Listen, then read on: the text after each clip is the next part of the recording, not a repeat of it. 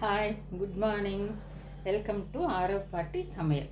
இன்றைக்கி ஆரவ் பாட்டி வந்து முளைக்கட்டிய பச்சைப்பயிர் பாருங்கள், முளைக்கட்டிய பச்சைப்பயிரும் சுரக்காயும் வச்சு ஒரு கிரேவி செய்ய போகிறேன். இதை வந்து நான் இந்த பச்சைப்பயிரை நேற்றுக்கு மார்னிங் ஊற வச்சு நேற்றுக்கு ஈவினிங் வந்து இந்த பாக்ஸில் போட்டு முளை கட்டிட்டேன். பாருங்கள் எவ்வளோ நல்லா முளை வந்திருக்குன்னு. நேற்றுக்கு ஈவினிங் போட்டேன், இப்போ இன்றைக்கி காலையில் இவ்வளோ முளை வந்திருக்கு. அப்புறம் சுரக்காய், இங்கே பாருங்கள் ஒரு சுரக்காய் கட் பண்ணி வச்சுருக்கேன். சுரக்காய், வெங்காயம்,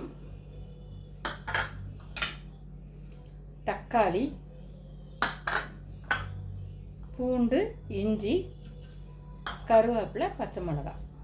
கருவேப்பிலை, பச்சை மிளகா. இப்போ நான் கிரேவி செய்ய போகிறேன். இது கூட வந்து நமக்கு கொஞ்சம் ஒரு ஸ்பூன் சாம்பார் தூள் மட்டும் போட்டால் போதும். கிரேவி நல்லாயிருக்கும். இன்றைக்கி வந்து எங்கள் வீட்டில் சப்பாத்தியும் இந்த சுரக்காய் பச்சைப்பயிறு கிரேவியும் செய்ய போகிறேன். நான் அடுப்பு பற்ற வச்சுட்டேங்க. அடுப்பு பற்ற வச்சு கொஞ்சம் ஒரு கரண்டி எண்ணெய் ஊற்றிக்கலாம்.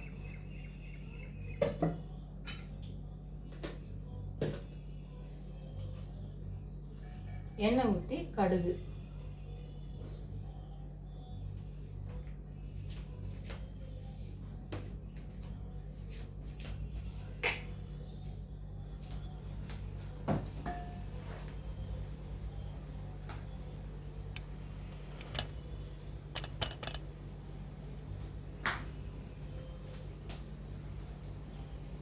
கடுகு போட்டுக்கோங்க.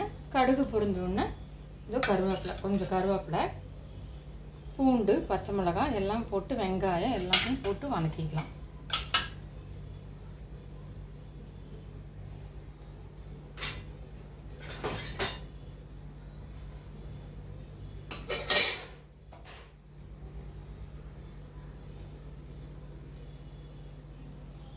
தக்காளி வந்து நல்லா ஒரு பெரிய தக்காளியாக எடுத்திருக்கேன். அது கொஞ்சம் புளிப்பு டேஸ்ட் வரணுங்கிறதுக்காக அந்த மாதிரி எடுத்திருக்கேன் நான். இந்த கடுகு பொரிஞ்சிருச்சுங்க. கடுகு பொரிஞ்சு கருவேப்பிலை, 2 பெரிய வெங்காயம் கட் பண்ணி வச்சுருக்கேன். 2 பெரிய வெங்காயமும் போட்டு வதக்குறோம்.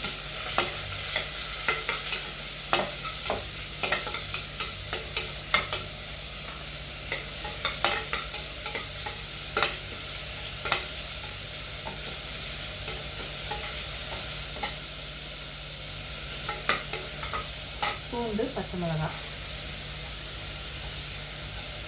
ஒரு 10 பல்லாட்ட பூண்டு போட்டிருக்கேங்க. ஏன்னா நமக்கு இது கொஞ்சம் கேஸ் தானே, வாய்வுங்கிறனால போட்டிருக்கேன் நான்.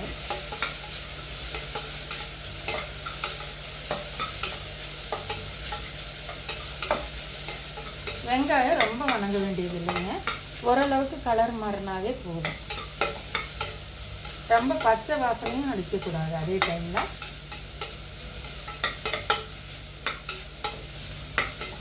இப்போ தக்காளி சேர்க்குறேன்.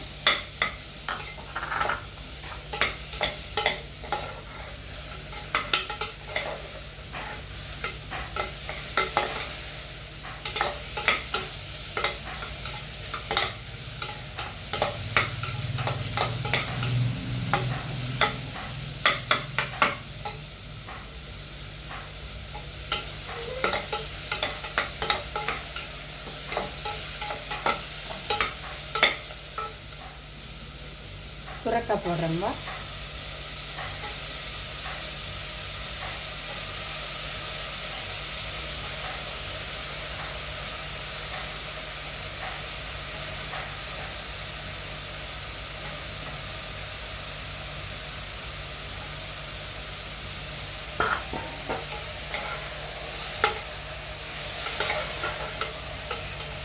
சுரக்காயும் போட்டு ஒரு பரட்டிட்டு இதோ நான் ஒரு 1/2 டம்ளர் அட்டை பச்சைப்பயிறு முளைக்கட்டி வச்சுருக்கேன், அதையும் போடுறேன்.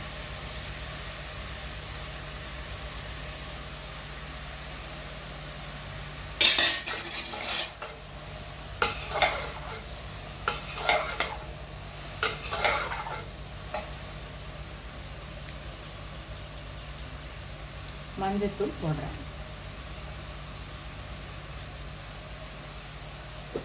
இப்போ சாம்பார் தூள் சேர்க்குறேங்க. சாம்பார் தூள் வந்து நாங்கள் வீட்டிலேயே தான் எப்பவுமே அரைச்சி வச்சுக்குவோம். சாம்பார் தூள் பாருங்கள், சாம்பார் தூள் வந்து இந்த ஸ்பூனில் இவ்வளோ போடுறேன். பாருங்கள், இந்த மாதிரி ஒரு ஸ்பூனில் அவ்வளோ போட்டிருக்கேன்.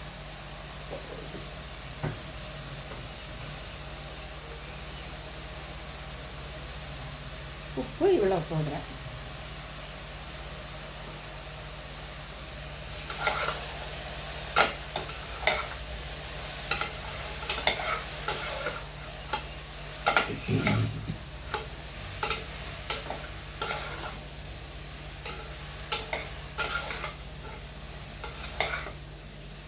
நல்லா எல்லாமே கலக்கிற மாதிரி பரட்டி விட்டுக்கணும்.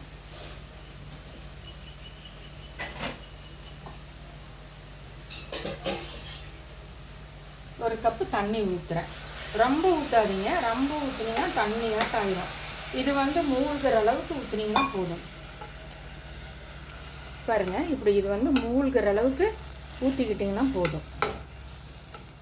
எச்சா ஊற்றுனீங்கன்னா குழம்பு வந்து தண்ணி மாதிரி ஆகிடும், கிரேவி மாதிரி இருக்காது. நமக்கு சப்பாத்தி தொட்டு சாப்பிட்றதுக்கு நல்லா கொலைய வெந்து நல்லா இருந்தால் தான் ஆகும். நல்லா கலக்கிடுங்க.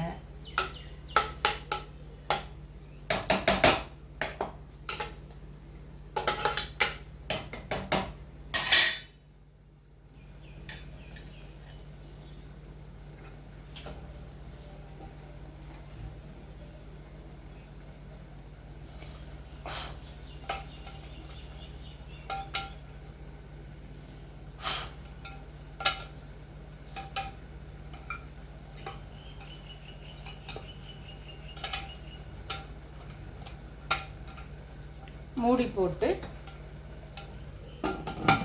ஒரு 5 விசில் விட்டுருவோம். தீ வந்து ரொம்ப ஃபாஸ்ட்டாக வைக்காதீங்க, ஓரளவுக்கு கொஞ்சம் கம்மி பண்ணி வச்சுருங்க. ஏன்னா தண்ணி சுண்டி போயிடும். அதனால் கொஞ்சம் மீடியமாக வச்சுக்கோங்க. வச்சுட்டு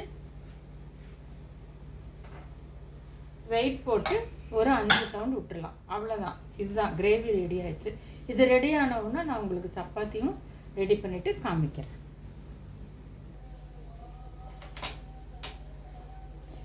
நம்மளோட சொரக்காய் கூட்டு ரெடி ஆகிடுச்சுங்க. பாருங்க, சொரக்காய் கூட்டு ரெடி ஆகிடுச்சு. சப்பாத்தியும் ரெடி ஆகிடுச்சு. இன்னைக்கு